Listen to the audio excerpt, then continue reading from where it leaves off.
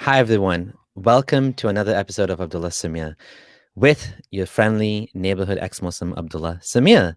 Today, I'm joined by special guest Sadia Hameed. Hi, Sadia. How's it going? Hi, thank you for having me, Abdullah. Thank you. And you have been around a lot longer than me in this sphere. We're about the same age. When I was doing research on you, but you've been doing activism or been related talking about Islam and ex-Muslim stuff since when? When did you start doing all of this? Probably about 4 years ago. Um, Oh, okay. so I've been an atheist for a lot longer, Yeah. but I hadn't done anything publicly until about maybe even 5 years ago, something like that. Okay, so actually about the same time then. Okay, sounds good. Now, can you tell me a little bit about yourself? How did you end up, questioning Islam? And when you left Islam, what happened? Like, was there any sort of consequences in your life? I mean, obviously there were. So let's talk about that. Yeah, so in terms of questioning Islam, it was just normal childish questions that I had most of my life, really. So I remember asking my mum about like where are God's mum and dad, and where are his children, where are his family? Doesn't he get bored? Doesn't he get lonely? And often I wouldn't really get any answers. But in terms of leaving Islam, the first time I left Islam, because I left Islam twice. The first time I left Islam, it was quite a boring story, actually. I was bored. I was 15 years old and I was just bored. I know people kind of want this sexy story of I left Islam and I was tortured and abused and experienced loads of violence. Just like not everybody has that story. Yeah. Um, Most people can just leave. There is a difference in the sense that you can't tell everybody, because I did tell my mum that I don't think I believe in God, and she said don't tell anybody else. We have to kill people when they leave. So naturally didn't tell anybody else. However, I still didn't believe in God.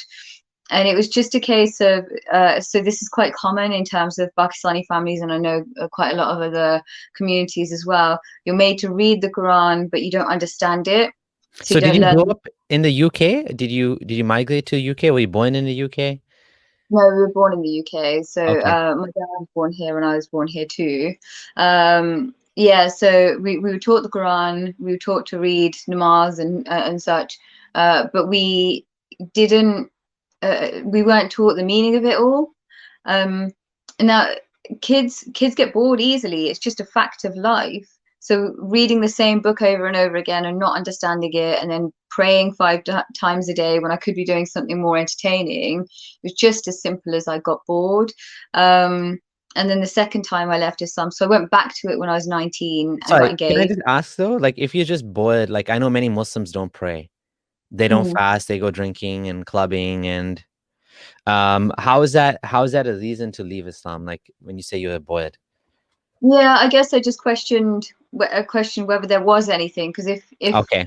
you've So it been was more than told. that then. It was actually more than that. But the way you expressed it and the way you felt like it was restrictive in a way. Mhm. Well, when we were kids, like there wasn't this, you didn't get to see that diversity within Islam as well. Like today we see that. Now I've met lots of Muslims that have sex, that go out drinking, that take drugs, that do everything that they're not supposed to do. Their big red line is pork. Yeah. That's the red line in their life, which is Yeah. strange. Yeah. So, quite often the only dividing line between a Muslim and a non-Muslim is pork, particularly the kind of more liberal, progressive uh, Muslims that we meet. Yeah. However, that wasn't the case when we were kids. When we were kids, you didn't see that distinction that much. It was just a Muslim community and all kind of shades of Muslim in that. But also within that, the kind of fundamentalists weren't that much that oh bless, that's nice from Hassan. Yeah, there wasn't that diversity within the kind of a Muslim community that we saw as openly as we do now. I do think fundamentalism increased throughout my life as well. We didn't see as many fundamentalists when we were kids. We just, and the ones that did exist, because of course they were there, we just saw them as crazies. You know, remember when somebody had come to the house that was quite conservative or quite fundamentalist, like had kind of a fundamentalist mindset. You know, someone from the family would go, "Oh, look, he's coming. Either cover your hair or just go inside if you don't want to." There was no pressure to kind of believe or do those things.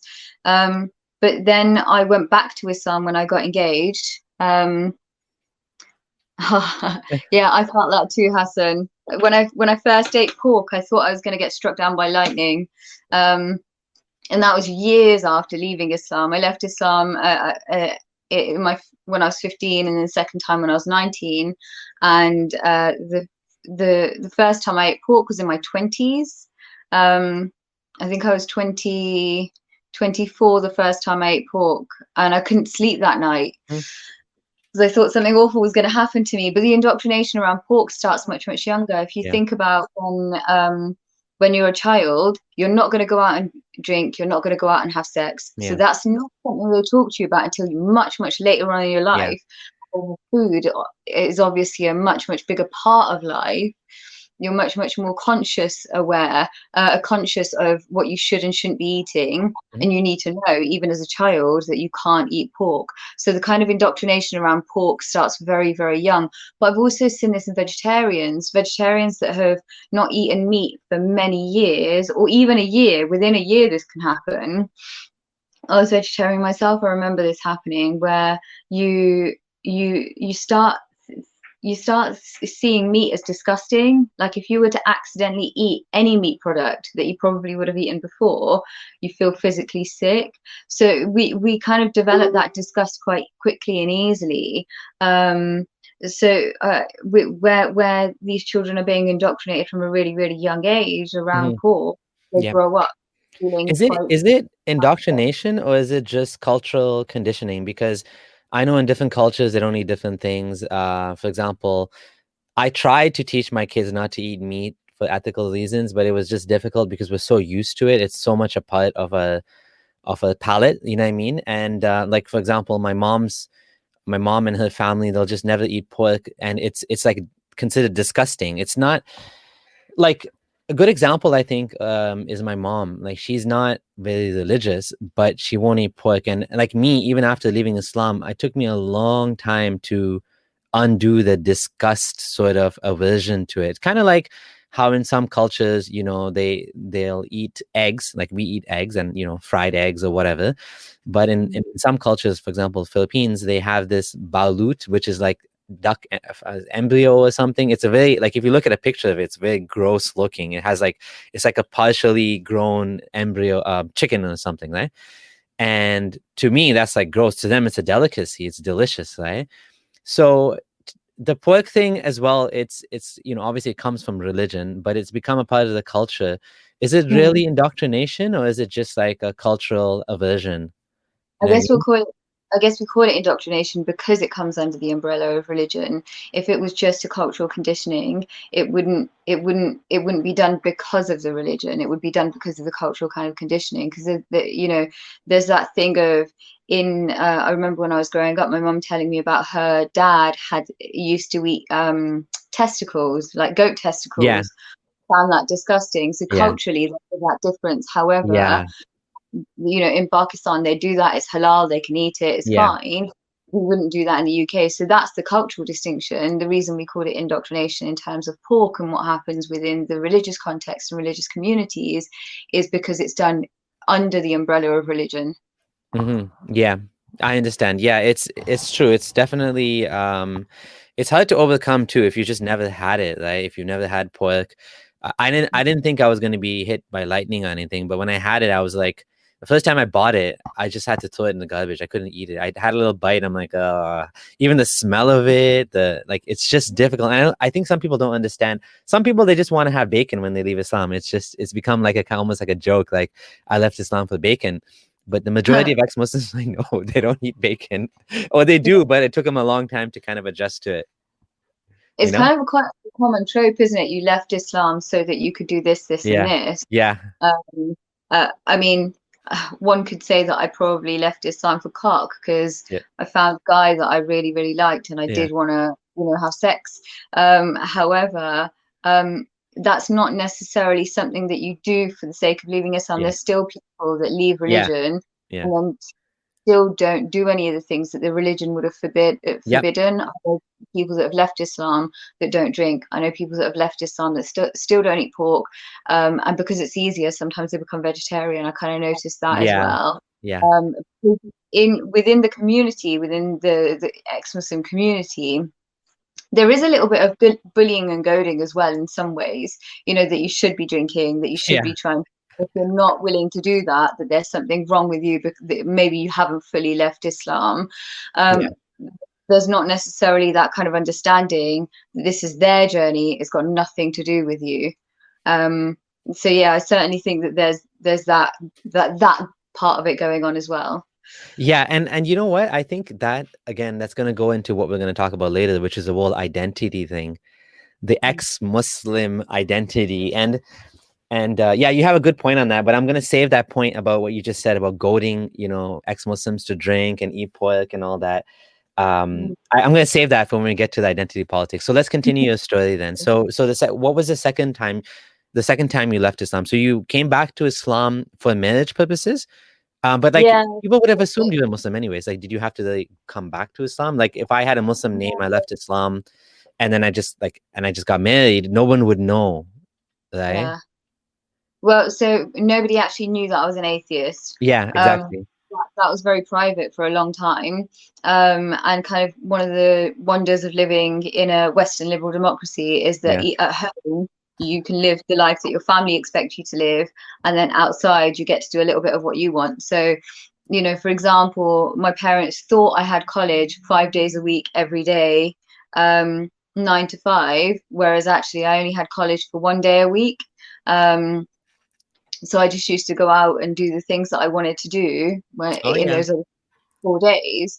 that's But a good yeah, plan no, actually. yeah, exactly. It's a You little have to come trick. up with these mechanisms, I guess, to live in that sort of situation where your family has a certain expectation on you, and you have your own beliefs, and especially as a woman, I guess, right? Even more so as a woman, I would say, because a Muslim man isn't expected to have the same limitation and as a woman, right? There's no restrictions. I mean, for some families that are very, very conservative, they might put those restrictions on their sons too. Oh yeah. However, sons always do have a little bit more wiggle room than daughters. In my family's instance, for example, my grandparents would be very, very controlling of all three of their sons in the same way as they would have done with their daughters, where they would have to justify where they're going, why they're, going, what they're wearing, etc. And whereas some families I've seen it within the community who would have a completely double standard for their daughters and their sons, and I see the kind of breakdown from the women afterwards. Hmm. Um, but yeah, no. So I led this kind of double life. Was taken to Pakistan, got engaged in Pakistan, and it was kind of like a coerced engagement rather than a forced engagement, where quite a lot of emotional blackmail was applied. But in the end, I knew that it was going to solve quite a lot of problems in the family if I went along with it. So I did that, and before I went out, And how old were you? so it was on the border of my 19th birthday, so I Oh was 18. wow, you were young. Yeah. So it's kind of I went out and did that, and came back after getting engaged, and realized that I was going to have to be far more religious, far more well behaved according to their rules. So I withdrew from friends and kind of like my own social sphere. And started researching what my role as a woman would be within Islam, what my role as a wife would be, what my role as a mother would be. And then from that, I continued to research about Islam, because the first time I left Islam, it was a very, I was ignorant. I was innocently ignorant. I didn't actually care what Mm, Islam said. It was just boring to me. yeah. I really had interest. Not only that, the other thing was that it didn't really provide any answers. Whenever I asked questions, I didn't have a sufficient answer, so I needed to find something a bit more interesting, something that I could engage with a bit better. And it was just that simplistic. You know, there was two things that I remember specifically that stood out in my mind. One was God's family, and the other was that you know, there's always this discussion about rape and sexual violence within families and communities that are more controlling and have this kind of honor-based ethos.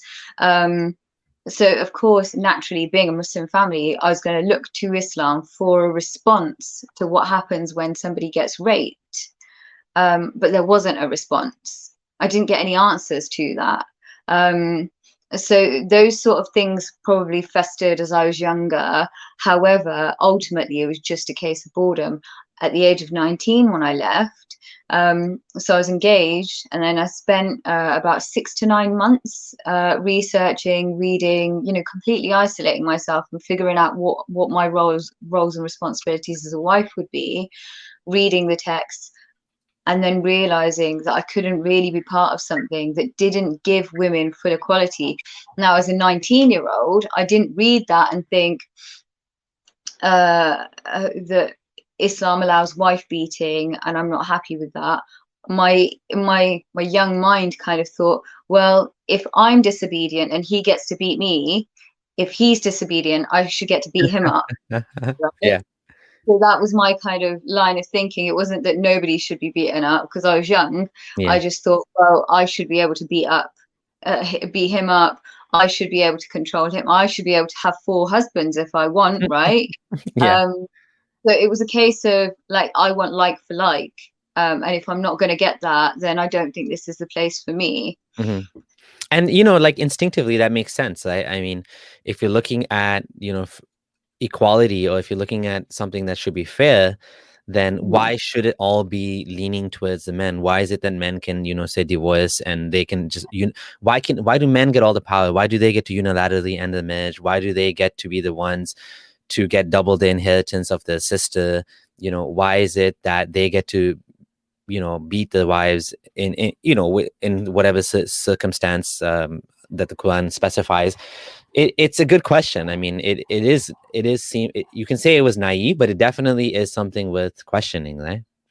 Yeah, absolutely. And I do think if you're looking for equality, and if like Islam for years has been preaching that it gives you equality, you can't really. I don't think it's not very convincing when the literature itself tells you that that's not the case. Mm-hmm. Yeah. Then where do you go to? Because you're going straight to source. You know, the only way is out. But it's not even like often, and I've said this a few times actually, the problem isn't just the fact that he's allowed to hit you. Like this, there's a verse in the Quran that a lot of women become you know, a lot of women leave because of that verse, the wife beating verse. But that bit isn't the issue, because if you talk about that in a Western liberal democracy like Britain, and you say that Islam allows wife beating, well, thankfully we've got protection under the law for that.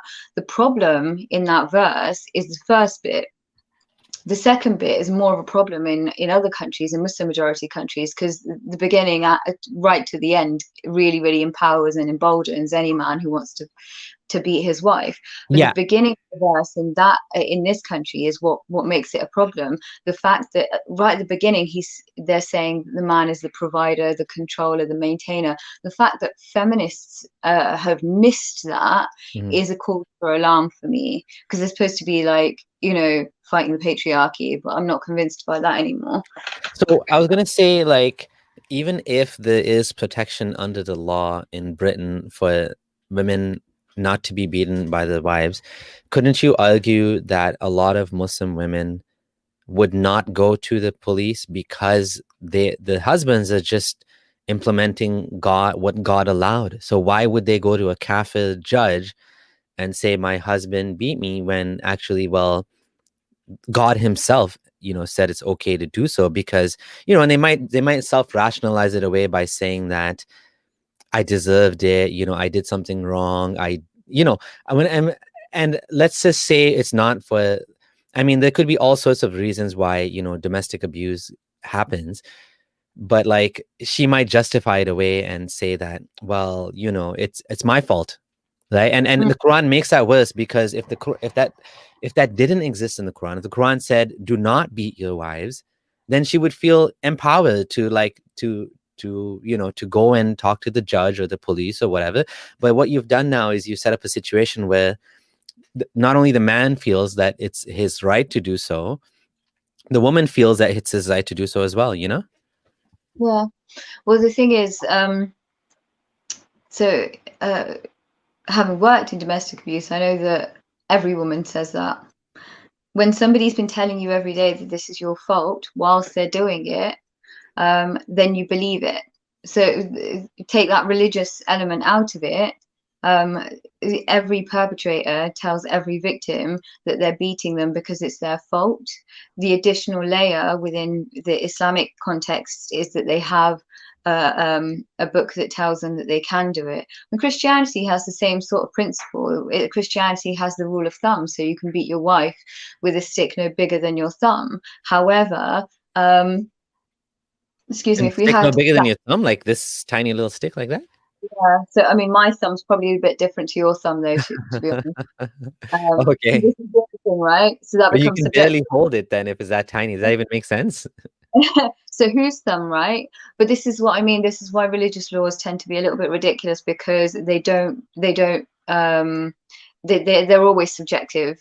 Like the rule of thumb, that if she disobeys you, all of those kind of guidelines, they can be interpreted by the reader however they wish to interpret them.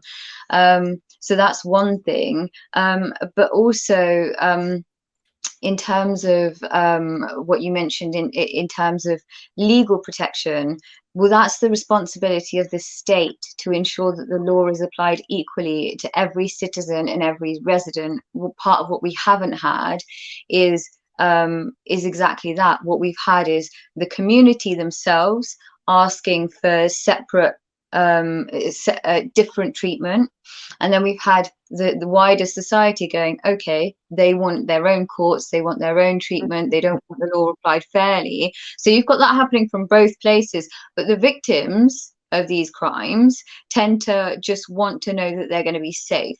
That's it. And of course you have victims that say it's my fault, but Mm. we know enough about domestic abuse and intimate partner violence to know that when somebody's been told repeatedly that they're worthless and that they deserve it, that they're going to parrot that back.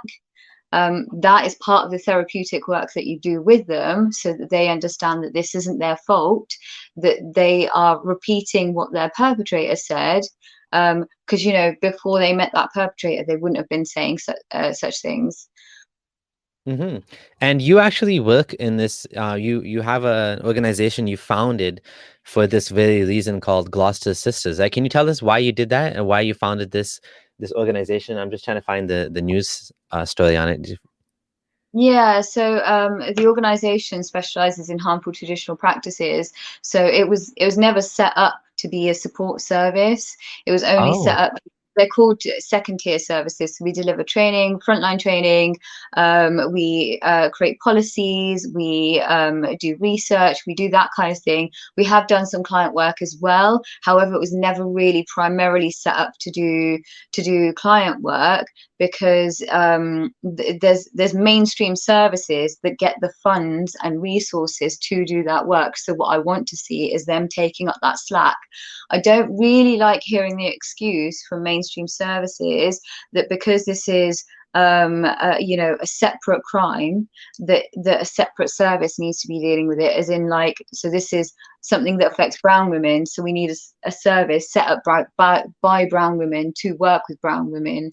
Because if you've experienced some of these things, you actually don't care who's giving you the support, provided that you're being made safe.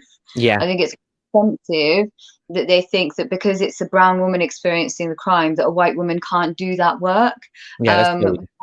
we kind of see an increasing culture of that, you Oh know, my God. new people deal with your own issues.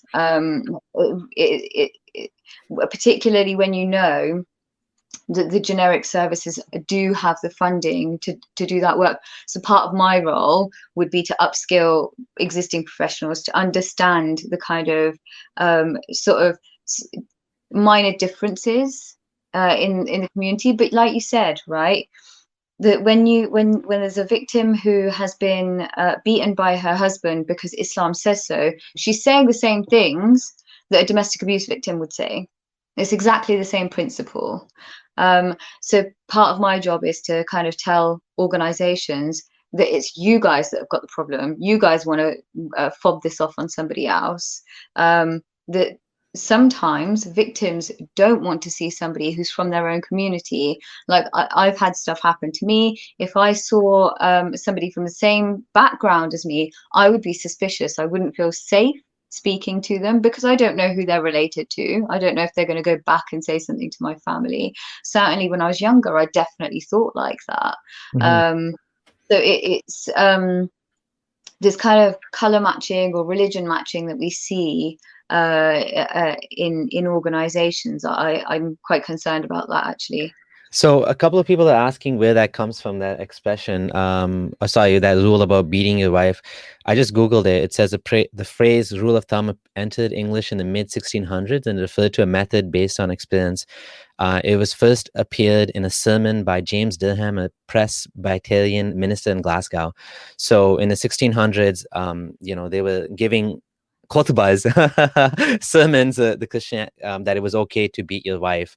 And they were using biblical references. Now, obviously, I don't have the references, and that's not the point of this conversation. But yeah, you made a lot of, just to get that out of the way, because some people were asking. So based on what you said, it doesn't necessarily, I mean, there's no point having specifically a service for brown women that is run by brown women, to help with domestic abuse, and you don't need a different one for black women and white women. It's like a general service can tackle all of the issues more effectively. Yeah, absolutely. And if there's something that they don't understand, then go and seek the training for it. So that's something that we would provide. Gloucestershire Sisters would provide that. And we have trained, I think, about 800 professionals now since we started. And we continue to do training. I think Corona's kind of got in the way of that a little bit now. However, if they don't understand it, that's not a good enough excuse not to support that client group, or to completely ignore that client group. Because migrants have been in this country now for nearly 7-8 decades. To say that we still don't understand their issues, well, that's the issue of the organizations now. It's not the issue of the client. Yeah. So when you wanted to, I mean, when you started this organization, did you find that it actually had the impact you wanted it to have, and you did the training and all of that? What was it? Are you still involved with that to this day? Yeah, I mean, things have improved quite a lot. Locally, things have improved because we started off as quite a local organization. We partner up with like nearby counties. We don't kind of do countrywide work, but yeah, definitely. Receptiveness has been much better over the years, and learning has improved. People are just cracking on with the job. So there was resistance when we first started, partly because it was just so new to them, but things have improved a lot, and hopefully they'll It's good to continue know. improving. Yeah, and Yeah, I think sorry. that's the story of humanity in general. We're getting better and better at these things. And, old religious texts didn't help. They didn't solve these problems. They didn't improve the situation. They may have improved the situation at one point. Like, for example, in the 7th century, it's possible that Islam improved some things for women. I don't think it was definitely a blanket improvement. It made some things a lot worse, for sure.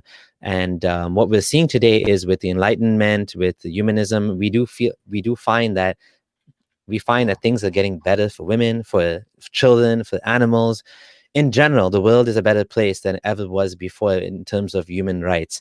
Now, back to your story. So what ended up happening with that sort of arranged marriage that you had to go through when you were really young? It was coerced on you, and you went back to Islam. You did all this research on how to be a good Muslim woman, a good Muslimah. Whatever happened after all that? So yeah, I just I told my family that I couldn't marry him. And it took us quite a while to break off the engagement, but eventually we got there. And then that was it. I kind of went off to university, um, and that was it really. So that was my That's journey. good. I mean, that's a happy story because it could have been, obviously if you actually went ahead. I sometimes get people asking me for advice, and there's another lady that was in a similar situation as you, but she was in a conservative family, and she was thinking maybe I should just get married, and that would have been like, and she was ex-Muslim, and I told her I don't think you should go ahead with it because it's not going to make things better. It's going to make things much, much, much more messy, and then if you have kids on top of it, I mean, it's just gonna spiral. Like if you want your freedom, getting married to a Muslim man is probably not the best way to do it. It could be fine. Like if you were actually choosing this marriage out of love or whatever, and you have something in common. But if it's just an arranged marriage, which is set up with a specific goal in mind, which is to set up a Muslim family or whatever, and it's not going to go well for you because it's just going to make it worse. And then if you want to get out of that, now you have extra hoops to jump out of. Whereas if you're single, I mean, there's less things to deal with, right? So I'm happy for you that you didn't end up going down that path. So I mean, I have to say, like, the process is hard, right? Going up against your family and saying, I don't want to get married, I want to live on my own, I want to go and do something that you don't want me to do is hard, right? But you're right, it's harder to be in a relationship where you're not going to be able to do the things that you want to do, where you're going to be completely restricted. That is really, really dangerous. And I think the trouble with Islam is, I'll give you an example. My partner, he's not from a Muslim background. His family were Christian. He's not a Christian.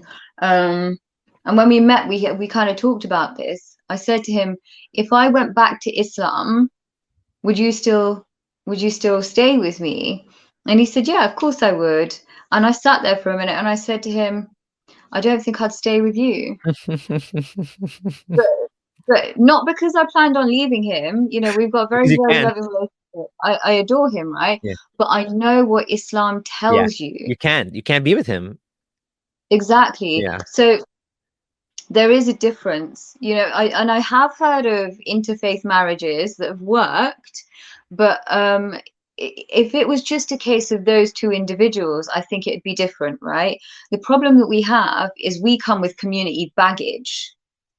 So the Muslim community is always in your business, always wanting to be involved, always wanting to question your actions, your family life, what you're doing inside the house, what you're doing outside of the house.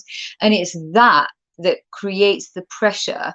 Like, I was speaking to somebody a few days ago, who her family weren't religious. They were once upon a time. Gradually they became religious, and I said to her, did they live in the community? And she said, no, actually we would dip in and out of family stuff, but we lived out of the community, out of the family entirely. And I was like, well, that's it, that's the key. Because it's all about the aunties and the uncles and the cousins and, the extended family and community that kind of continue that pressure cooker, like that pressure pot that we've got around us. If that pressure wasn't there, I think even leaving Islam from our communities wouldn't really be a big deal. Yeah, indeed. There's a lot more to it, and that it just complicates the whole thing, right? I'm lucky in a sense, just to share my experience. When I left Islam, my wife is Canadian. Her family's not Muslim. She was a convert as well. So we didn't have in-law issues. They were happy I left Islam. They didn't care. I mean, they're like, okay, good for you. I mean, they're probably happy because I wasn't insisting on Islamic stuff for the family anymore. Like, yeah, if guys want to go out, if they want to go out for a beer, I don't have a problem with that. Whatever, all of that stuff, going out for Halloween, like we're more normative, let's say normative family. Like we're doing what everyone else does. Now we're not avoiding, and I always wanted to take my kids for Halloween. I mean, just it's a small thing, but couldn't do it because I know it's fun for the kids. They love it. They always get excited, especially younger kids, like around the age of 6 or 4. they love Halloween. It's like a really fun thing for them. I loved it too when I was a kid.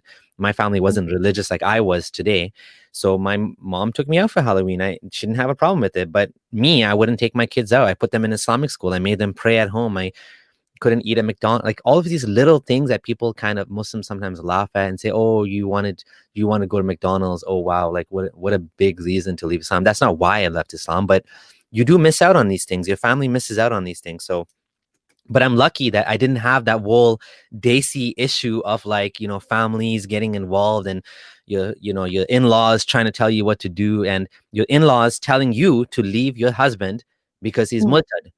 I mean, that is probably the worst thing. I had people tell my wife, her Muslim friends, and of course they're just friends. So what say do they have? They can only tell. They can't force her to do anything. They told her leave him because he's murtad.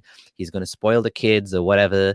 And thankfully that didn't happen because that would have been a dumb reason to leave me. I'm still going to be the parent. I'm still going to be involved in their lives. It's not gonna. They're not. I'm not going to disappear from the planet just because I'm not, there in the same relationship with the mother. So, I'm glad for all that. And it can get messy and I totally get like how complicated this is and how difficult it can be. Leaving Islam is always tough. It's just never easy. Maybe leaving any religion, but especially with how involved the families are and everything, it just makes things so messy. And again, we're lucky we're in the UK. You're in the UK. I'm in Canada, so there was no Islamic law, right? You wanted to say something? Yeah, no. So I just keep meaning to say because it's interesting. It is the family dynamic that's the major issue. They are the ones reporting their loved ones in Islamic countries to the authorities. I've worked on a case before where a young girl, the families themselves took them to the police she was a Saudi young girl. She was Jeez. kept in prison. Um, so Because she's having doubts, or she left yeah, Islam. yeah. They took her to the police. Yeah, they took her to And the police. she's like a teenager. She was in her teens at that point, but thankfully Jeez. she came back, and then she just kept it a secret. She kept it a secret for years until she managed to leave the country. She had to build that trust up with her family again. But this is what I mean, right? The family component is a major issue. You can't just talk about the Islam issue as if that's nothing, as if the rest of it isn't nothing. The rest of the complicated discussion is really, really important too. The fact that family members are kind of policing each other is quite dangerous too. And look, there is a difference in this kind of sphere. My partner, when he decided he didn't believe in God anymore, came downstairs, told his mum, I'm not a Christian anymore, I don't believe in God. And she went, all right, son, I still love you. Yeah. That was the entirety of the conversation. She didn't have to go to the church and say, my son needs to be exercised because he's lost his way, or didn't take him to the police because he needs to get his head chopped off because he's left the faith. The kind of the difference is very, very extreme, but I think you need to drag Islam kicking and screaming into the 21st century now. It's fascinating because I had a really nice discussion with a group of Muslim men a few weeks ago. They're all Pakistani, excuse me, all of them actually. Three of them were based here. One was in Canada, one was in Pakistan. And as I was talking to them, I said, look, it's your faith. You need to reform it. You guys keep getting stuff. You guys keep messing things up. One person saying that you can beat your wife, another one saying that you can't beat your wife. Your interpretations are all over the place. It's not my problem because I'm not part of your faith anymore. But this is your problem. Your religion needs a reformation. And it was fascinating because after we were on this call for over 2 hours, as they were hanging up, they said, inshallah, that'll never happen. What you want will never ever happen. And I was like, I have no interest in what you do with your faith. Believe, disbelieve, what you believe is none of my business. I think, provided no harm is being done, I don't actually care, quite frankly. However, there is a really strong argument for reforming Islam, a really, really strong argument for reforming Islam, but the resistance to it is what keeps them in the dark ages, essentially. Hmm. You know, I just want to say one thing. You know, when we talk about someone reporting the teenage daughter to the police, do you think that's just an intimidation technique? Like they don't actually expect her to be jailed, or is it like they actually don't, they want the kid to go to jail? What do you think? My guess is they're just bullying her, and they've escalated it, you know, to a level where, because I remember one time, I mean, it's kind of embarrassing, where, you know, one of my kids shoplifted, and, you know, we told him, if you do this again, it happened a couple times, you're going to go to jail. And we actually took him to the police station. And I told the police officer, I need your help. Can you talk to him? Because we don't want him going down this path. Tell Yeah. him how bad this is, right? And we were scaring him. Obviously, he wasn't admitting. He wasn't like, this wasn't like we wanted him to go to jail. Like the police officer was smiling when I went to talk to him because he understood what was going on. And I'm like, stop smiling. Be serious. This is like I want him to get the point, right? So, you know, that's, you know. There's a fair point there, right? Because what you're feeling in terms of wanting to ensure later on in your child's life, they don't shoplift, they don't get themselves into trouble, that they Yeah. become good, whole citizens.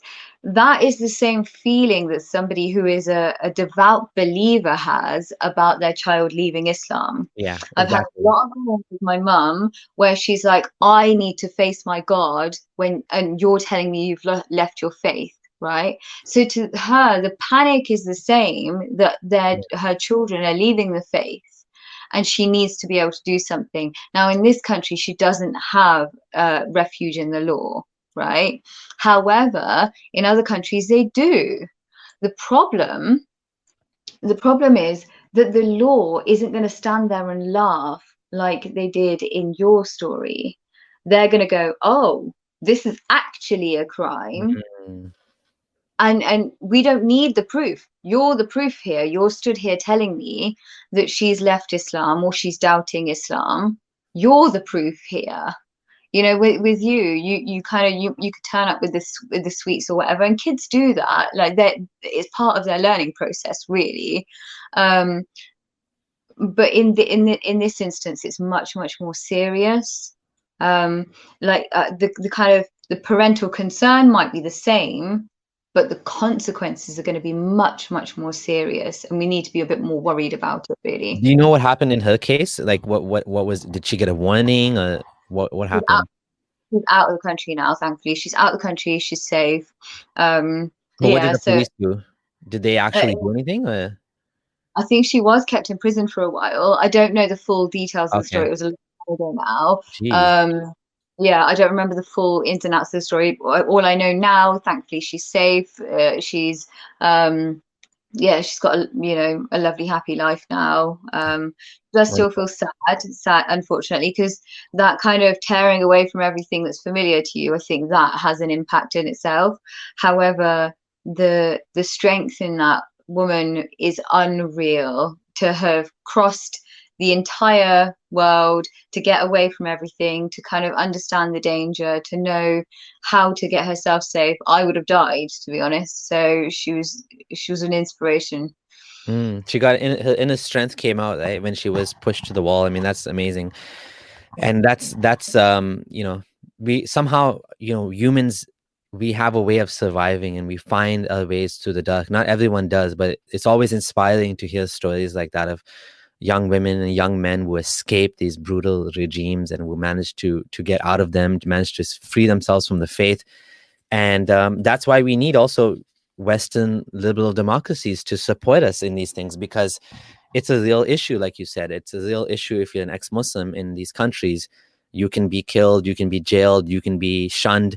And I think it does happen here too. Like when you talked about the story of your partner and how he told his mom and his mom still loves him, that was a kind of the example with me too, when I told my mom, because my family's really the liberal Muslims, right? Even my mom's Sunni, she's still very liberal.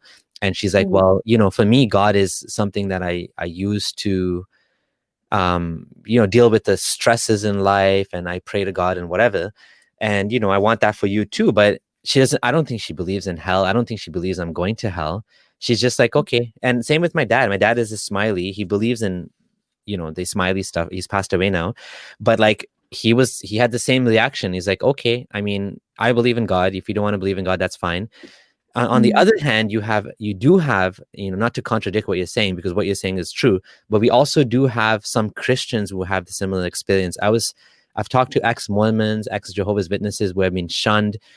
And I haven't talked to any ex-Jew yet. I'd love to talk to someone that no longer follows the Jewish religion and the experiences they have.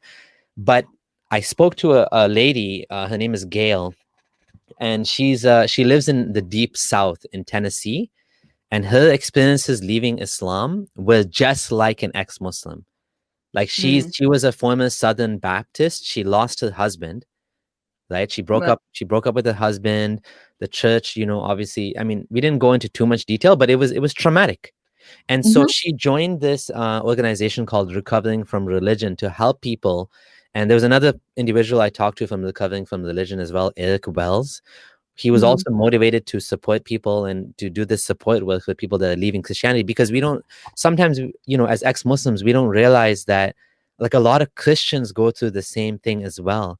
And in some ways, because I don't know about UK, but I know in the US, Christianity has more of a stranglehold on the government in some ways, and Christian values, like the whole abortion thing, anti-abortion, the whole gay rights, gay marriage, the whole stem cell research funding for, I mean, there's a lot of political issues where the Christian right is hampering, progress, and actually stopping liberty of people. And this is happening in the US more than it. I mean, Muslims in Western countries are less of an issue to the values. Although you might counter me on that with the whole LGBT thing that happened, where there was a big woo-ha in the UK. Muslims wanted to take the kids out of school. Can you tell me a little bit about that? Yeah, I mean, just on a few of your points. Yeah, you're right in terms of this is where I think the identity politics discussion does come in, actually, because yes, there are other faiths that when people leave them, they end up losing everything. What you'll find is the same component exists of very, very controlling families and communities that have a kind of a very nosy kind of behavior within those communities. I don't know if you watched the film, I think it was called The Apostate, about an ex-JW. The same sort of thing, they have very, very closed off communities, and if you leave, you're excommunicated from the entire family, the entire community. That the faith leaders tell you that you're not to speak to your own children, that kind of thing. So it's exactly the same kind of pattern. Just because they don't do the last thing of executing that person doesn't mean that it's not just as awful. So that there's that one thing. On the topic of the No Outsiders program, so again, this is complicated, right? There's several What is that? No outsiders? Yeah, so No Outsiders was the education program that these protesters were protesting about. The package of outsiders, essentially saying that nobody should be left outside. So this is a program where, if you look at the actual skeletal program, it doesn't seem that problematic. And also, in terms of the violence against women sector, we've been campaigning for decades to get information and advice around healthy and unhealthy relationships, sex and consent into schools, right? So that on that kind of note, I think it's good. Excuse me, education about the Equalities Act would be brilliant as well, right? That these are what protected characteristics are, that everybody should be treated with respect and equally, etc., etc. The protesters were protesting because they thought that by giving this education to young people, you were going to turn everyone gay, right? That's how it works. Well, you should be laughing because it sounds as ridiculous as it is as ridiculous as it sounds, right? You don't teach a child about sexuality and they decide that they're gonna change. I don't think it quite works like that. So that's one thing.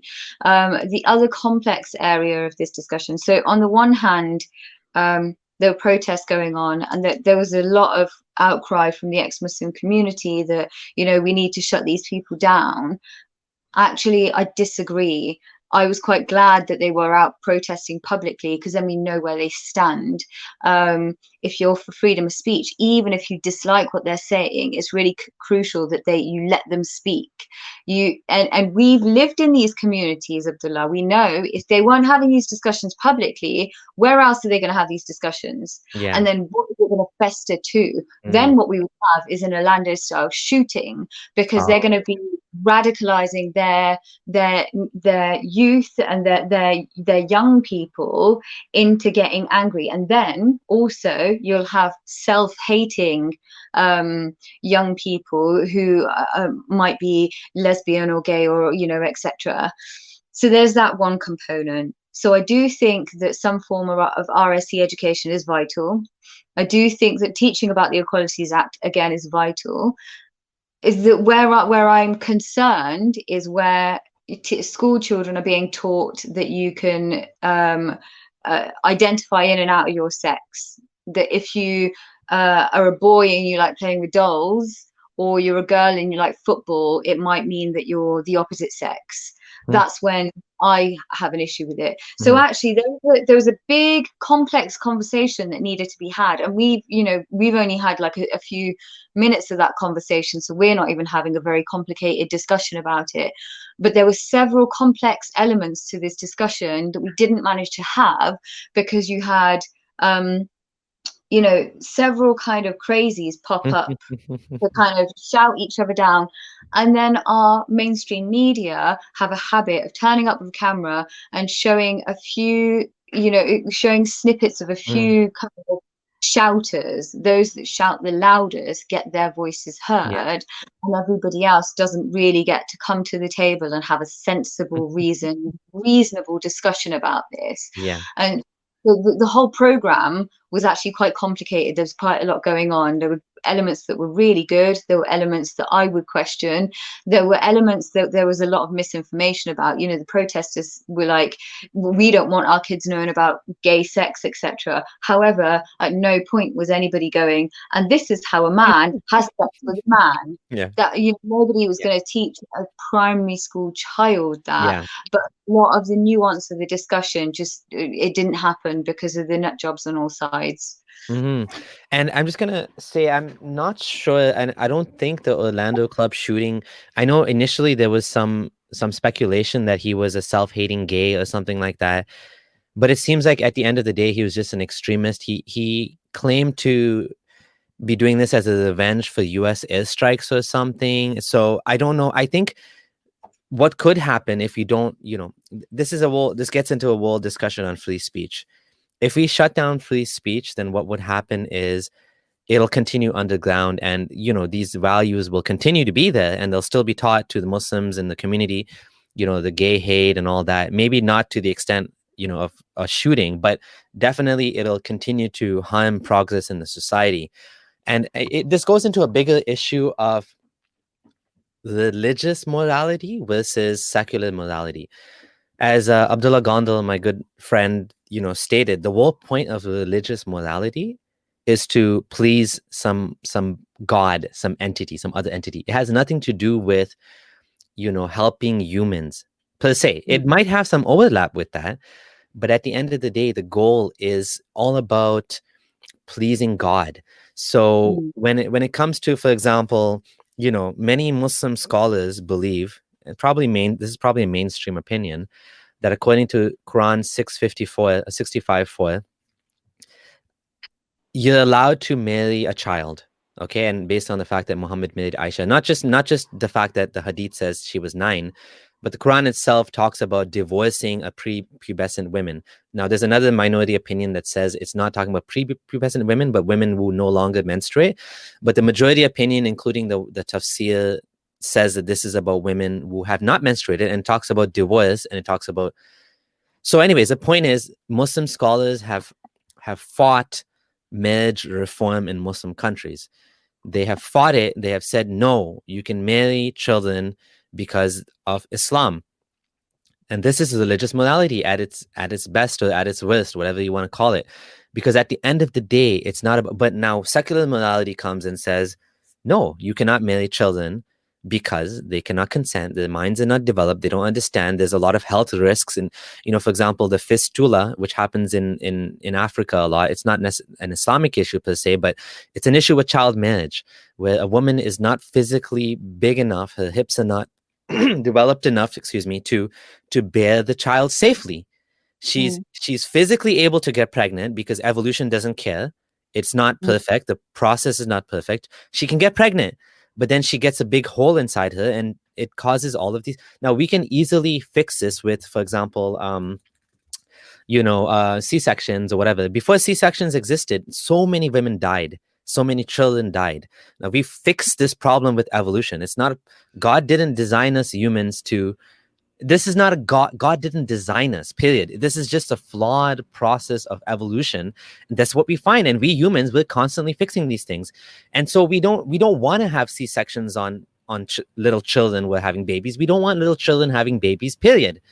Right. And so that's why we have abortions, and that's why we have C-sections, and that's why we have, laws protecting children from getting into these sort of relationships.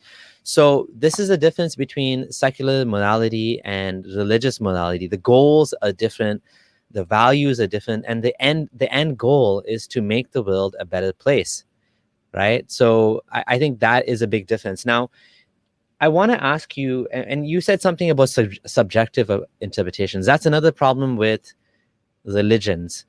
There is no real right interpretation, because every single interpretation we have is always going to be a subjective opinion. Any translation of the Quran that you have is always going to be a subjective translation, because there's no such thing. I mean, a literal translation is meaningless because it's just words. You have to understand what the author is trying to convey, and you have to put context into that.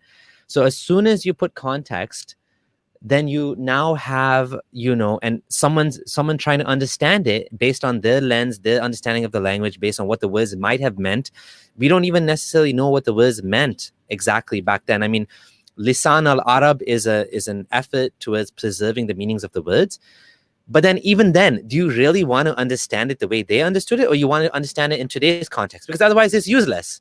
It's not a 7th century manual. I mean, Muslims say it's not a 7th century manual. They say it's a manual for all times and all places, right? So if that's the case, well, now you have to interpret it. And as soon as you interpret it, now you're going to have problems. You're going to have human beings doing a best guess effort.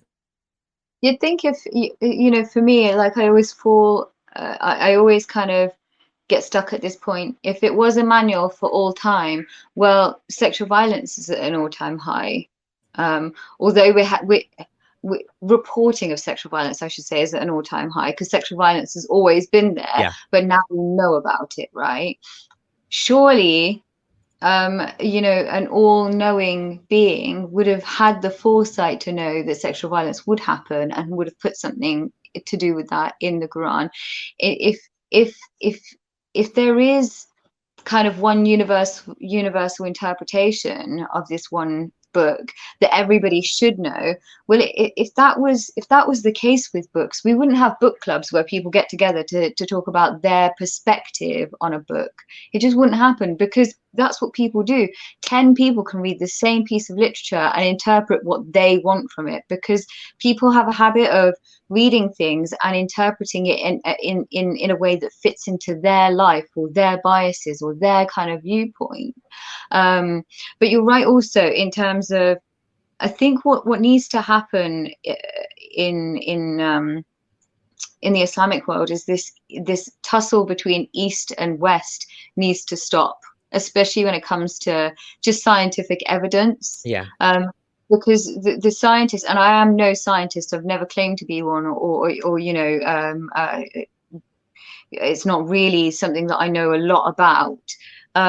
But in terms of science, what I do know is they're quite happy to keep reevaluating their data, their information, their experiments to learn along the way. Now, science has always kind of been under attack. The Illuminati were actually a secret a secret collective of scientists, because the church didn't want scientific evidence being popularized, because it would counter some of the things that they were saying. And I don't know huge amounts about the history of that, so it'd be kind of a waste of time for me to talk massively about it. But science has always been under attack from faith. That's the point, because it does smash faith up. So it's, the kind of, I think what we need to get to a point of in the Islamic world is this East versus West, and science versus faith. Like if something new emerges that counters your point, it's not an attack on you, it's just new information. It's that simple. It's not a war that we're starting. This is new information that you should be considering and changing your opinion accordingly. Mm-hmm. And I want to say, you said a lot of really interesting points. I'm trying to keep track of all of them. One of the things I wanted to say was, I think it was Bilal Phillips who said that if the interpretation of the Quran was done by Muhammad, if we had the tafsir, and we do have tafsir of him explaining certain verses, but very little. He said if we had the entire tafsir, then the Quran would be done and there wouldn't be any more way to interpret it in today's world. But what makes the Quran useful is that in every age, people are applying it to their lives. And that's why you have ijtihad and you have, scholars who come and reinterpret it. So the Quran is supposed to be for all times. If it wasn't, it would be useless. And so, this is kind of a problem where you have this book from the 7th century, definitely has 7th century values and norms and teachings. And people are trying to bring it into the 21st century. And now they have a problem because they have this dissonance between. And that's why I think we're finding people now saying Aisha was not 9. No, she was 18, because now they have a conflict between what they think is, their good values. And even if you watch, some comedies from like the 90s, they're so cringy. Some of them are like really awkward to watch, like Ace Ventura. It's making so much fun of trans. It just makes fun of, like, it's so awkward. If you watch Matilda, like I was cringing because she's like doing child abuse. And this is a kid's movie. Now you wouldn't, it's done as a comedy, but she's like grabbing them from the hair and throwing them out the windows. And it's not funny. When you watch that, you're like, how is this funny? This is like, I'm telling my kids that I'm watching it, like, don't let someone do this to you. This is not acceptable. So that's good, right? You see those things, and then that means it leads to a conversation. But because naturally society's developed, yes, like historical account is important. If it's comedy, or if it's drama, or if it's literature, or if it's statues, the fact that we want.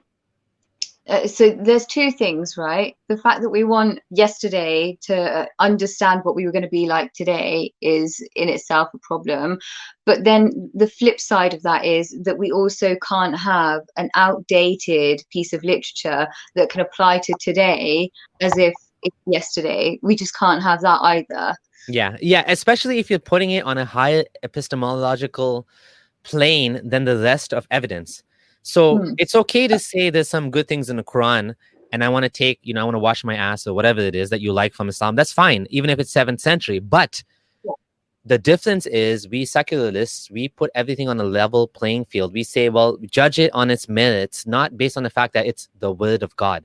When you have something claiming to be the word of God, it screws up everything, because now you have to, you're basically evaluating that as a source of truth. Sorry, you're not even evaluating it. You're using it as a source of truth, whereas it's not, and it's godly truth. It's not even like a human author. So that makes it even worse. Because if it was just another human author, we were like, yeah, well, Socrates got these things right about democracy and he got these things wrong. But now if Socrates claimed to be speaking to God, now suddenly it's like, oh no, everything he said is right. Even the wrong things he said are right. We have to find a way to make them wrong, make the wrong things right. It's so, and what you said about the us versus them mentality is so true. Not just science. This whole antagonism between Muslims and non-Muslims, not even between Muslims and non-Muslims, between Islam and its teachings towards the kuffar and towards the munafiq and the murtadeen, and it's just so ridiculous, and it's so toxic, and it's so harmful and hateful. You find it most strongly among Salafism, let's say, not Salafi, Salafism, and you find it even more extreme. And I now have a word for it. It's called Madkhali Salafism. So Madkhali Salafism is like the more right-wing Salafism, where even other Salafis are not Salafi enough. And we're finding this right now with Yasir Qadhi. So Yasir Qadhi has been cancelled by the Madkhali Salafis. Basically, the far-right Salafis are cancelling other Salafis. And it's a toxic, self-consuming ideology. But that's what Islam leads to when you try to be on the, you're either on the right manhaj or you're not. And even other Muslims are under attack. And the same thing you find with jihadis, basically. You can never be Muslim enough, because if they don't like you, you are now a kuffar, because for example, Anwar Sadat was assassinated because he made a peace treaty with Israel. Somehow he's not Muslim enough now because he did that. He's a kafir and he has to be killed. So it's just a toxic thing, putting religion at the basis of your society, as a basis for your values. And Muslims will say, oh, no, they're not true Muslims. But again, it's all subjective, right? At the end of the day. Just, this is the thing. So I've actually heard this from ex-Muslims as well, funnily enough. If somebody is not Muslim enough, then they must be ex-Muslim. It's weird, because that mentality, it seems, doesn't shift. If they had a kind of fundamentalist mindset when they were Muslim, they bring that with them when they leave the faith as well, which is interesting. But yeah, it's fascinating. I actually don't have a problem with people believing. I genuinely don't give a crap, provided that they don't impose things on me. Their beliefs, provided they keep them to themselves, I actually don't care at all. But I do think the harmful elements of any ideas do need to be challenged, the same way as we would do with a government that we think is has some problematic policies, for instance. That I'm massively against open borders, because I think the impact it has on the workforce. I don't like globalization because of similar sort of things, how they reduce workers' rights and work, worsen working conditions, how it reduces salaries, etc. So I can talk about those issues and criticize my government if they're going to be championing that, or criticize a political party because they're going to be championing that. It's the same principle actually within Islam. This is the thing that I think the kind of more radical Muslims don't understand, is that if we're challenging the principles of Islam, it's not a personal attack on them. And if you are seeing it on as a personal attack, then I think it's about time to book an appointment with a therapist. Because if you can't have a conversation without seeing it as a personal attack, then you're not in a sensible position to be having dialogue with anybody, actually. Yeah, and I want to say, okay, I just want to address one point here. I thought that was kind of funny. Tattoos, no wonder they were thrown out of Islam. These were never Muslims. They need a YouTube identity to gain views, so they call themselves ex-Muslims. Okay, this is a perfect way to now move into the whole ex-Muslim label. But before we talk about that, I just want to say one thing. I want to respond to one thing you said, which is not Muslim enough to ex-Muslims. I thought this was a very interesting point, and I want to talk about that. But before I do that, I want to make an appeal to everyone that's watching. I want to say thank you to everyone that subscribed. Thank you to my supporters. Thank you to all of the members on the channel, including Food and Religion, John Stopman, Exodus 21V20, and everyone else who I've not mentioned, who is not here right now. I apologize for missing you, Food and Religion. But thank you guys and gals so much for your support, for everything that you've done to help me to get to this point. I do see this channel as a sort of responsibility to the world. Like, I feel like I have a duty to use it for good, to make the world a better place, to have interviews and discussions like this, to shift the discourse in a good direction, to continue to counter bad dogma, bad ideas. And I really do appreciate all of you, also Ziaz Qureshi and all of the other mods as well and members. Thank you so much. Those of you who are new to the channel, please do subscribe. And if you can afford to support me financially, please do consider joining. as little as $2 a month, you can become a member. You get an icon next to your name, and the money does help. Thank you so much. Now, thank you, Sadia, for having this conversation. And we actually wanted to talk about identity politics. So now, well, first of all, I think this is hilarious because someone is saying if you don't have a tattoo, you're going to leave, like, you're not a true Muslim. So I don't have a tattoo. I might get one day. I don't know. But do you have anything to say to this person?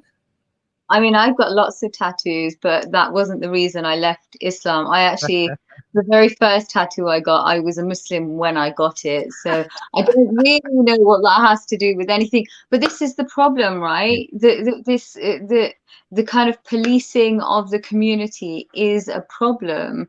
You know, the Muslims policing each other and then ex-Muslims policing each other. You know, that, for instance, I quite like Naats and Nasheeds. I still really like them. I like the ones that, particularly that have got music in them. Like I like Sami Yusuf. I think his voice is just yeah. it's beautiful, right? Allahu. Yeah. Yeah. He's beautiful. He's beautiful, and Yeah. I think he is beautiful himself as well. Yeah. I really like Qawwali, and lots of Qawwali is, yes, it's steeped in skepticism, but there's also a lot of religious kind of mentions and quotes and stuff. But then the ex-Muslim community are like, you know, you're listening to religious music, you're listening to kind of, well, what business is it of yours? Just because somebody has left the faith doesn't mean that they've now got to conform to what you want them to do. It seems like it's become quite cultish, just as cultish as it was when they were in the faith. It's interesting as well, because the other thing I have seen is people that leave a faith, they replace one prophet with another prophet. This kind of obsessing over Dawkins, or, you know, add the name of whoever they've kind of decided to obsess over. Yeah. Did you leave the faith so you could think for yourself, or just so you could replace you know, a religious god with an irreligious god? That's the other thing. And there's also there's a lack of, I think they pay lip service to being for freedom of speech. I'm not convinced by it. I heard a lot of ex-Muslims saying during the whole Birmingham protests, the no outsider protests, that we want to shut these people up, that these people shouldn't be speaking. And I think that if you're for freedom of speech, then you've got to stand for your opponent's right to speak, even if what they're saying sounds like poison to you. Just because you don't like it doesn't mean that you get to shut them up. Like we said, right? If they weren't saying it in public, they would have definitely been saying it in private. The other thing that for me was a bit of an issue within the ex-Muslim community was that they were quite willing to fall for this kind of self-identification issue. So if I identify as a man, then I am a man, when quite clearly I am a woman.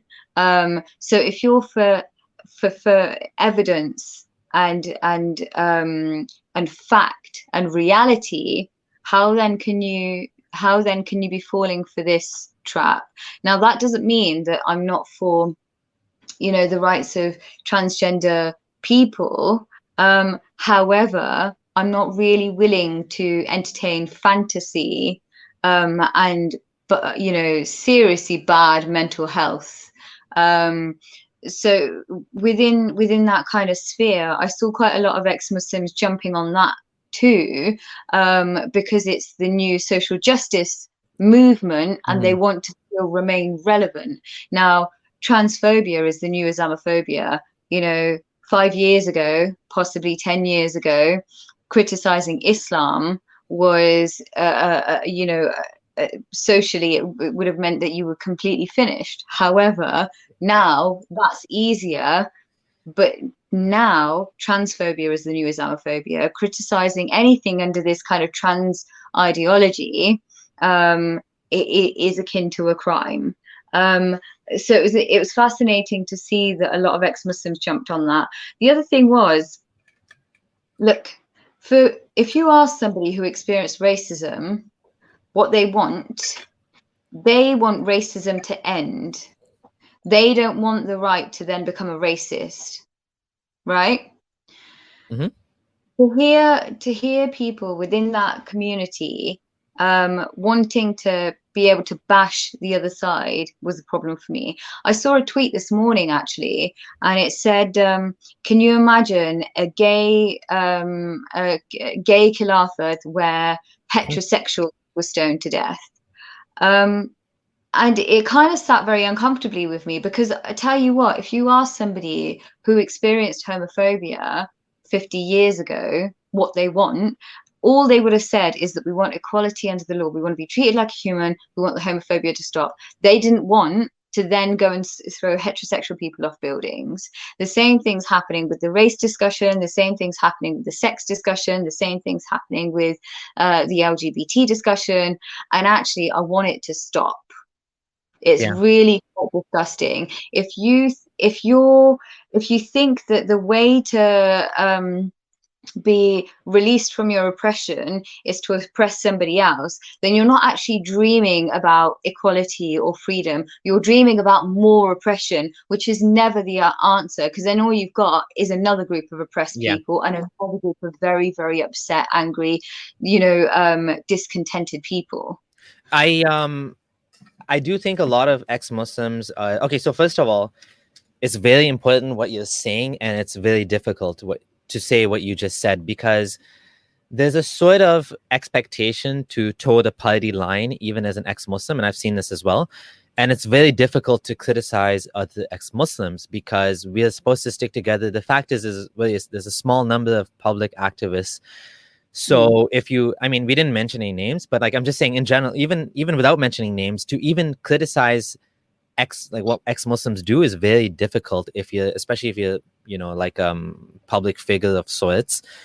But it's very important so we don't end up like another cult. We do need to actually, if someone does something wrong, there was a bigoted tweet that an ex-Muslim shared on Twitter, not someone that has a huge following, maybe 1,000, 2,000, I don't know how many followers they have, maybe 300.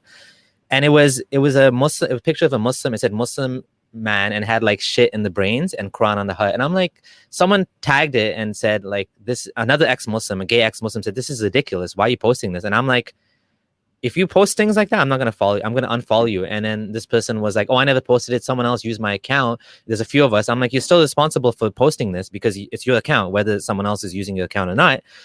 And then this person, and I said, "I'm going to unfollow you." And this person's like, "You're not following me. You're already not following me." I'm like, "Oh, that's probably why, because you're posting stuff like this, stupid stuff like this. So why would I want to follow someone like that?" And then this person got mad and said, "I'm canceling them." Like, I was like, no one's canceling you. We just think that you shouldn't be post.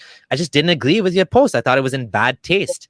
It was distasteful and it was stupid. Like, it was a stupid post, right? Like, I'm not here to attack people. I'm here to attack ideas, Yeah, and there's a point there too as well, right? So freedom of speech also entails the right to then criticize somebody for something that that you haven't liked. I don't think canceling somebody is the idea. You can choose not to follow them. I block people that I don't like. Yeah, exactly. I absolutely fundamentally agree with their right to speak, right? Go ahead, crack on, mate. But that doesn't mean I need to listen. If I don't like what you're saying, and if I find you, quite frankly, disgusting or rude or aggressive or whatever, I don't need that in my life. Then I choose not to listen to you. You can carry on still in the ether there, cracking on, saying whatever you want. That's fine. That is 100% your right. But that doesn't mean I need to listen to you or associate with you. And there is a difference, I think. Unfollowing somebody or blocking them is fine. I think reporting them for things that they say, that's not something that I would do. I think I've only ever once reported somebody because they sent me like countless pictures of their genitalia, and it was getting really quite disgusting. So I was like, I can't continue. But other than that, usually I wouldn't report them. And that was very, very early on, my earlier kind of days the internet. I wouldn't normally do that anymore. But yeah, the right to, like, freedom of speech also comes with the right to not listen. You listen to those that you want to, and you don't listen to those that you don't. You can challenge the ones that you want to. If some people are just beyond challenging, you don't have to challenge them. Yeah.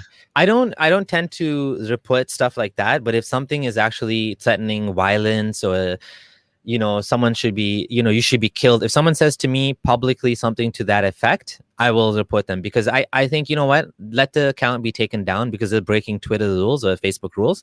I don't use it as a game, and I don't do it very often, but like, if people do that, and this, I thought this blog actually had a very good definition of cancellation. Properly understood, refers to an attack on someone's employment and reputation by a determined number of critics, collection of critics. Okay, so basically this is what canceling is. Like unfollowing, blocking, saying I don't agree with you. That's not canceling. Even reporting. This is more like getting a person, like, like, actually, if you think about it, actually, based on this definition, I have been canceled by Muslims. Like this, based on this definition, because I had Muslims calling my place of work and telling my boss that I should be fired because I speak about Islam. I do my work, I get my job done, and I do everything that I have to do. But because of what I do in the evenings and on my lunch, or whatever free time that I have, apparently I don't deserve to be a software developer. That has nothing, and I don't even claim to represent my company or wherever I was working for at the time. So I've been actually canceled in a sense, which is kind of hilarious. I didn't even know that. I didn't call it that at the time, but it's downright. This is mob rule. This is mob rule. Yes. Crossing the border, right? We see this kind of stuff in Islamic countries quite a lot, and kind of totalitarian regimes quite a lot. However, we have some protection in Western liberal democracies. I think it's getting worse because the mob now, it feels really, really emboldened. I think a few morons in Twitter think that that's the real world, that something that's said on Twitter actually means something. Yeah. In my case, I think I could have actually lost the job. They decided not to fire me. They said that what I do on my private time is my business. I didn't even know about it until it happened the second time. When it happened the second time, I went to my boss and I said, hey, this is happening to me. And he's like, oh, I know. I was like, what? You know about it? He's like, yeah, it happened before. I was like, this happened before? And they didn't even tell me. But they just decided quietly they were going to deal with it on their own. And if anyone called, they would just tell them that, no. Like, I don't know what they were going to tell them, but they knew about it, right? And so they decided... That's really great on your employer's part, because nowadays that takes some courage. That's what I'm saying. But I think it happened before at another company I was working, and I think I actually lost the job because of that. And at that time I was just a contractor, so they didn't have any obligation to hire me anyways. I was just working on a contract basis. But I think this has happened to me multiple times. I just didn't even know about it. And I think people have been trying to shut me down by attacking my family life, which is so ridiculous, right? And yeah, you're right. It's great that the company decided not to, but it could happen again. And who knows at that time when it happens, how they'll deal with it. Every time they do it, it's a different situation, right? Yeah. Which is why this is characteristics of a witch hunt. People have kind of gotten used to having their pitchforks at the ready, and it's rather pathetic. I think nowadays people lack the intellectual resilience to dive into a debate and really go head to head on something that they might disagree with. I think it's really invigorating when you find somebody that you disagree with and you really, you continue that conversation, not necessarily even once, several times, and you might move position. I have myself gone from being completely open borders to wanting regulated migration through having some really tough discussions with some brilliant people. And that came from having that discussion. I was really resistant to it in the first instance because I didn't want to change my mind. I thought, well, this is a lovely hippie idea. But that's the problem when you start digging into it and you start looking into the practicalities of it, then you realize it is a silly hippie idea. You haven't put any thought into this, how you etc. Right? So the point of that, I guess, is that you need to have the discussion to know if you're right, to check your own kind of position on things, because you might very well be wrong. I think most people are kind of starting discussions from the point, well, I know I'm right here, and I know that that person is wrong. Well, they're not going to get anywhere because of that. And I want to add a little bit more to this not Muslim enough for ex-Muslims. This is actually not just a problem with ex-Muslims, but it's a problem for even, I find, many Christians and non-Muslims in general, where they want to make Islam as bad. What they'll do is they'll take, sometimes it's a straw man, sometimes it's actually what Islam is. What they'll do, they try to take the worst possible interpretation of Islam, and they'll say this is Islam, and if you're not doing this, you're not a proper Muslim. Oh, you don't have slaves? Oh, you're not a true Muslim. And that's what they'll say. You're not a true Muslim. And I've actually been fighting against this idea because, like I said, like you said, we don't have a problem with people being Muslim. We don't care. We just have a problem with you pushing your ideas and, you know, affecting other people's rights. That is a problem. That's why we have secularism. We don't care if anyone wants to be Muslim or not be Muslim. It's your own private life. It's your own personal beliefs. You can do whatever you want. Bullying someone for speaking up, like what happened to me, obviously what happened to you as well, that's a different thing. That's what we have a problem with. And so it's not just ex-Muslims, but in general, there's a certain crowd of people, and I get where they're coming from. They want to make Islam look as bad as possible so then they can condemn it. And so they'll say, well, Islam is this worst possible thing. And if you're not doing, and then if you're a Muslim, like for example, this is a very common one, and it happened even during this chat. Like people are telling this Muslim girl, oh, you know, I'll do halala with you. They're like bullying her because she's Muslim, and they're saying things. And sometimes people will say like, you know, something to the effect of like, you know, basically, oh, you don't have 4 wives, you're not a good Muslim, or you're not beating your wife, or why don't you beat your wife? Oh, another one I was going to say was, oh, you're not wearing hijab. Who are you to talk about Islam because you don't wear hijab? So you want her to wear hijab? Yeah. Make up your mind. Like even Islamically, it doesn't Islam teach you that your relationship is with God, not with other Muslims? So what business is it of theirs? But this constant, you're not a good enough Muslim, or you're not a good enough ex-Muslim, because both camps do it, and we know that. You know, I've kind of reached the point where I think the moment somebody starts talking like that, I'm not really going to engage with them, because they're constantly projecting what they want on you. This isn't a two-way conversation. They want to talk at you. They're wanting to kind of offload on you, and also that antagonism. So that you mentioned earlier about people antagonizing online. So we see it on both sides. I've seen ex-Muslims antagonizing Muslims and then crying victim when they get attacked by those Muslims, and then the ex-Muslim community piling on that other person. And I'm like, I've watched this whole thing. Thank you very much. There was no reason for you to get involved in that discussion. They're both doing it to each other, and actually, quite frankly, they're both making each side look bad. Both their own side and the opposite side. It's not something I really wish to be involved in. Yeah, there's definitely some forms of activism that I don't agree with. This whole Allah is gay, burning the Quran. I don't know. It just seems edgy and immature and childish, and it doesn't seem to really achieve anything. I mean, in some, maybe it does, and I kind of get the whole pushing the envelope thing. If someone is going to be like saying Allah is gay and then that's okay, then someone like me shouldn't be fired from the jobs because I'm just being reasonable. So if people want to be, but you know, me personally, I just think that being edgy and I don't know, it's not for me. That's just not my thing. Talking about Sami Yusuf, you know, I wanted to say the funny thing is, you know, poor Sami Yusuf, like these music, and a better example is Cat Stevens, Yusuf Islam. These guys get so much hatred from Muslims. Why are you doing music? Why did you go back to music? It's just like, that's the problem. And you have, like, for example, like hijabi, like Instagrammers, they take off their hijab and they are like demonized. They are piled on like nobody else, from like Ali Dawa, Muhammad Hijab. Other Muslim women are like shitting on them for taking off the hijab, and it's like, like, what? Leave them alone. Like, let them be, you know? I think the internet's created a kind of a special kind of cesspit as well. Because thankfully I was able to do all of these things without the internet.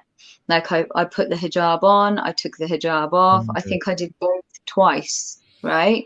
Um, uh, and I was able to kind of do all of that. Yes, there was family pressure, but but there was also like a kind of closing off of that at night. You kind of had uh, that kind of cutting off of that time and that kind of time to yourself to think about it, which I think a lot of young people aren't getting.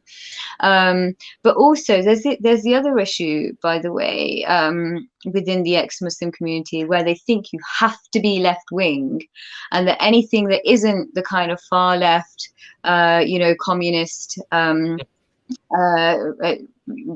nut job, that you are automatically far right.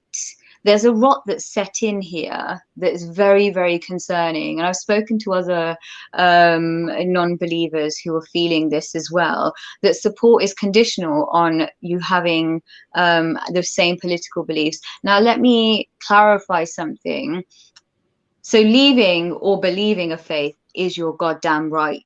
So is your political affiliation. Choosing what you believe, whether it's your political affiliation or your religious affiliation, is your bloody right. And just because you don't agree with them doesn't mean you can label them as far right, because it makes you look intellectually weak when you do that. Yeah. And I keep doing it, and it's making me quite cross, actually, Yeah. that because they're not, they're not these kind of communists or far left nut jobs, that you're going to label them as some kind of monster, when they're actually moderates, a lot of them. They're either centrist or libertarian or conservative. They've not all of a sudden gone and joined the KKK. Yeah, I agree. Definitely, there's this tendency to want to see everybody else as far left or far right. I want to because we've gone over the time that I was planning to have, and it's just been like a blast because we have so many ideas to talk about, and your insight is very valuable and interesting. Before I ask you that one last thing I want to talk about, which was the ex-Muslim label, which I know you had some pushback on. I want to talk about that quickly before we end. I just want to ask, is there anything you want to share in terms of social media where people can find you, or anything you want to, of yours that you want to plug? Yeah, so my Twitter handle is Sadia936. Me and my partner are starting a new organization and a new YouTube channel. The YouTube channel is called For Freedoms International. Our first full video is going live tomorrow. Yeah, that's my partner. Isn't he beautiful? Our full YouTube video is going live tomorrow at 6:30 p.m. UK time, and there's like a little sneak preview of it today, just to give people a little taster of what's coming. So please do subscribe to that. That's the one. Do subscribe to that, and you'll see the kind of like preview in the comment in the tweets. Check out the preview. And hopefully I'll see you guys there. Wonderful. Yeah, so please do check out her Twitter and this one as well, and you can learn about the new organization that she's developing. That's great. Now let's talk about one last thing before we end it, which is the ex-Muslim label. What do you think about the ex-Muslim label? I think it's become quite divisive, actually. It's something that you mentioned about how there are other members of the non-believing community that have also been ostracized, that have also faced kickback from their families, lost everything. I feel like I wouldn't say I feel like I witnessed ex-Muslims wanting to kind of shut down other non-believers because they think that they are the most oppressed of the non-believing community, which firstly is factually untrue. The only additional difference is that in Islamic countries you can be put to death for being a non-believer, but you can't say that in the West that you're the most you're the most kind of marginalized, because it's just factually untrue. If you were sat in Saudi, you could probably say that. but you can't say that in England or Canada or America or Australia. So I take issue with that. I think it's creating fractures within the atheist community as well. Mhm. And I think that if you don't want to be part of the atheist mass, then you risk just creating another cult within that kind of within that demographic. What do most ex-Muslims claim to be the most oppressed? Uh, Yeah. I haven't heard this. I've heard. I mean, I have heard people saying that they are. So my take on the ex-Muslim label, my friend Reason on Faith Sohail has a blog post on this as well, and he just shared it, but I was gonna share it anyways.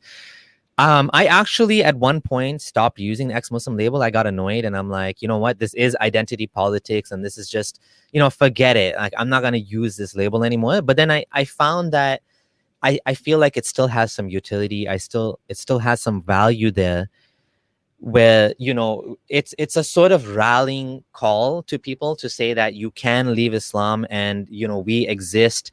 The name I think came up was I don't know if it's Miriam Namazi came up with it, and then ex-Muslims of North America obviously used the label as well as Sarah Haider and Muhammad Syed, and it became like a thing. Like in among Christians, you don't usually find Christians call themselves ex-Christians. It is an ex-evangelical sort of thing they use. But for now, I feel like it's a good thing to continue using until it becomes dissent becomes normalized, until leaving Islam becomes like until I think we get to the point where you can say I'm Muslim and I don't believe the Quran is the word of God. Kind of like you find some Jews using, like there's Jews who say, I'm Jewish, but I don't believe in God. And it's like, how does that work? I guess in some sense, the Jewish label is also a sort of ethnicity. Is seen as an ethnicity as well. But I think that's what like Hassan Radwan wanted when he said agnostic Muslim. And a lot of people are confused by what's an agnostic Muslim. Well, agnostic Muslim just means that you're Muslim by cult. You can also say cultural Muslim or whatever. I think ex-Muslim is another way of looking at it. It's another way of saying kind of, F you to Islam, in a sense that like I'm no longer Muslim, but it's not the entirety of identities. It's not that I'm only an ex-Muslim. No, I'm also a father. I'm also a technology enthusiast. I also love biking and going to the gym, and so on and so forth. I'm a software developer. I mean, there's many facets to my identity. The activism, the ex-Muslim label is part of it, I feel.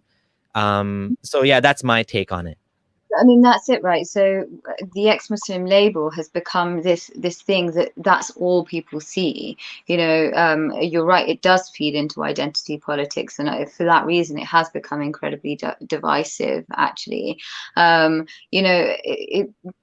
the issue with identity politics is, rather than saying that they want equality, they're asking for us to be treated better than other communities, for us to get special rights.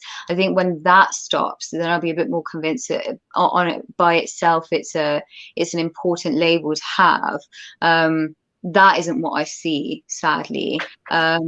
Atheists within and non-believers within the kind of Muslim context have existed since the beginning of Islam. Blasphemers have existed since the beginning of Islam.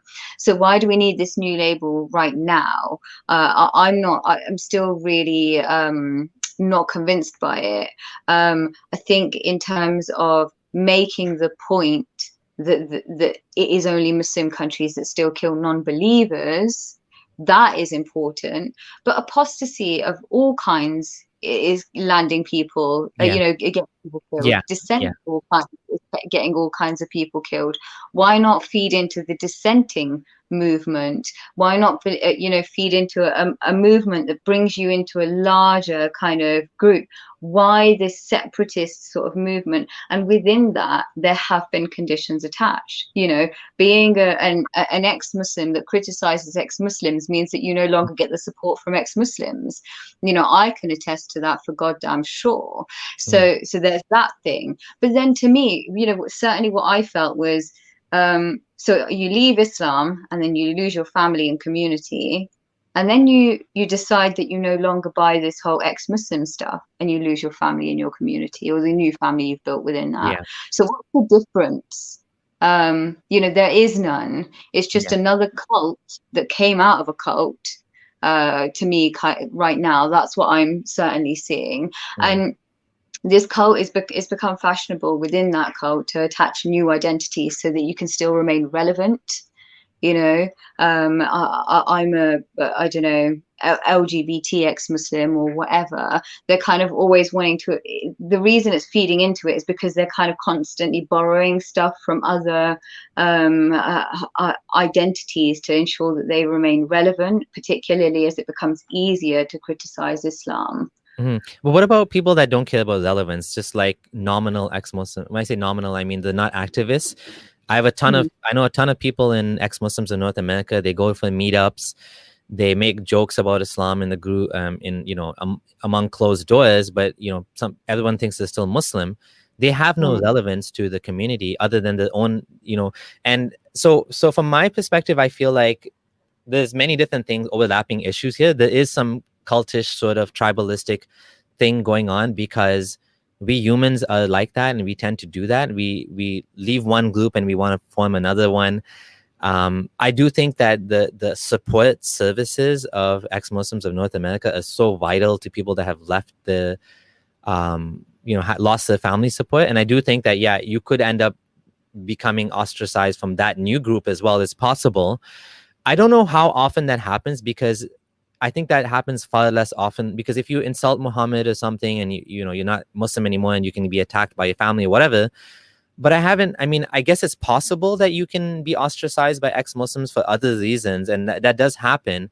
But I It's think definitely, I do think we are probably a little bit more tolerant than Muslims are in general, because it's not a holy thing. Like, for example, if someone attacks Dawkins or whatever, like, yeah, I'm a fan of his books. I think he did good, scientific literacy. He brought it to the masses. But like, if he says something wrong, like, I don't really like. I'm like, yeah, it's wrong what he said. About, let's say, pedophilia, whatever.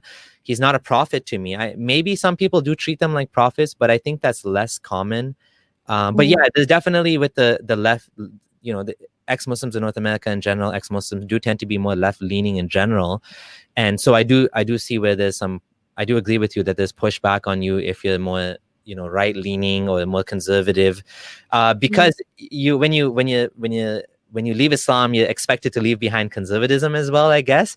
And that's a fallacy. And it's good that we have some sort of diversity in the ex-Muslim community too, because otherwise, it becomes too easy to just put us in a box and to say, well, you guys are pro pornography and you're pro this and pro that. Whereas, no, not necessarily.